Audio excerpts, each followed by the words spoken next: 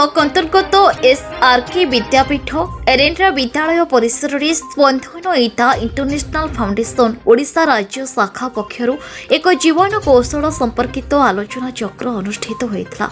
यह कार्यक्रम में मुख्य वक्ता भाव विश्वासराय विज्ञान महाविद्यालय पाटपुर रसायन विज्ञान मुख्य डॉक्टर कैलाश चंद्र स्वाई, श्री प्रसन्न कुमार त्रिपाठी प्रधान शिक्षक एवं पूर्वतन प्रधान शिक्षक श्री उदयनाथ होता प्रमुख जोगदे छात्र छात्री मानक एक सचेतन कराइथिले। नवम और दशम श्रेणीर छात्र छात्री मानक शिक्षा भाव प्रवणता पारस्परिक एवं आर्थिक संपर्कित दक्षता उपरे आलोकपात करथिले एवं दशम श्रेणी छात्र छात्री बोर्ड परीक्षा किपरि प्रस्तुत करिवे से नै आलोचना करा जायतिला।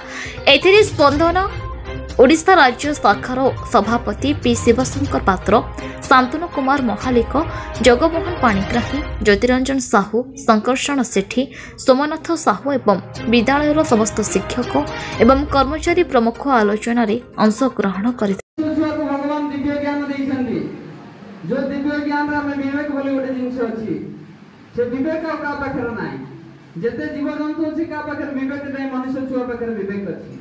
से विवेक को हमें जागृत करियो पड़े। सुप्त अवस्था रे रहि गेले मध्ये हमको जागृत करियो पड़े। समस्त पाखर विवेक अछि, समस्त पाखर भरपूर ज्ञान अछि, हमको केवल बाहर करियो पड़ियो।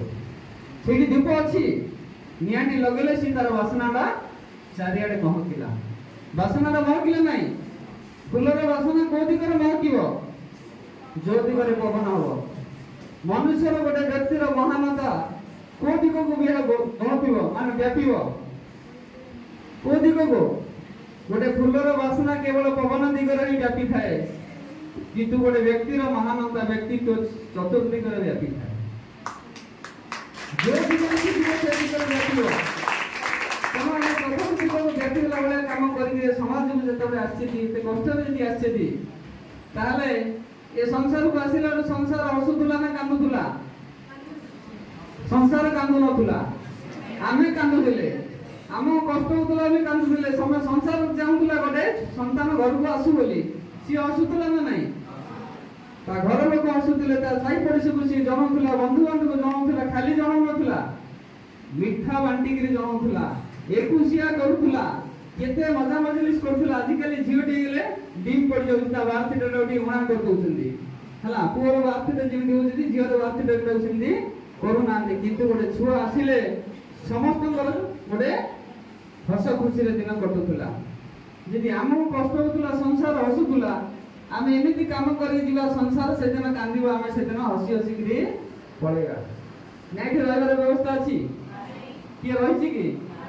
एटा होछि मर्त्य मंडल, एडी होछि मृत्यु मंडल। एटा मृत्यु लोक, मर्त्य लोक नै, आना होछि मृत्यु लोक। एडी जिया एबो से मरिबो। एडी कोटिपति हेले मरिबो, करोड़पति हेले मरिबो। जे रोड सोची से मरिबो, जे लग्जरी कोठागार होची से भी। एडी राजा हेले मरिबो, एडी रंगी हेले मरिबो, एडी दुखी हेले मरिबो, एडी सुखी हेले मध्य मरिबाटा सुनिश्चित। तो मरिबा केते प्रकार हमें आज देखितला। सुइसाइड को आइला मरिबा होची चारि प्रकार। गोटे होची ज्ञान पूर्वक मृत्यु, जानि कि मरिबा। आ गोटे होची स्वाभाविक मृत्यु, आ गोटे होची अपमृत्यु, आ गोटे होची आत्महत्या बा सुइसाइड। केते प्रकार मृत्यु होला? हेले कोडा श्रेष्ठ बोली भाबिबा? हां, फर्स्टडा स्वाभाविक मृत्यु। अच्छा, ज्ञान पूर्वक मृत्युटा तो बुझिला पर तमे जानथा तो मल्टीपल चॉइस दिया गेला। स्थानक्षमुंडी विजय कुमार प्रधान को रिपोर्ट, न्यूज उपांत खबर।